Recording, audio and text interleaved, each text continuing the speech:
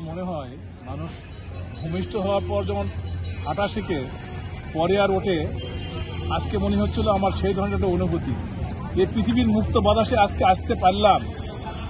আমার মনে হচ্ছিল না মুক্ত বাতাসে কোনদিন আসতে পারবো। যখন প্রেক্ষাপট পরিবর্তন হওয়ার পরে যাদের জন্য আমরা আজকে মুক্ত বাতাসে আসলাম তাদেরকে সাধুবাদ জানাই। যারা মারা গেছে আল্লাহ তাদের বেহেশত নসিব করুক, যারা পঙ্গু হয়ে চিকিৎসাধীন আছে তারা যেন সুস্থ হয়ে ফিরে আসে, এবং যারা আমাদের জন্য এই সমাজ যারা আমাদের জন্য এত কিছু করেছে তাদের জন্য আমার পক্ষ থেকে মোবারকবাদ রইল। আল্লাহ যেন তাদেরকে ভালো রাখে। আর জীবনের নতুন একটা অধ্যায় আজকে এখানে এসে উপস্থিত হলাম। মুক্ত বাতাসে মুক্তভাবে কথাবার্তা বলছিলাম। কোনদিন মুখ খুলে কারোর সাথে কথা বলা করার সুযোগ ছিল না।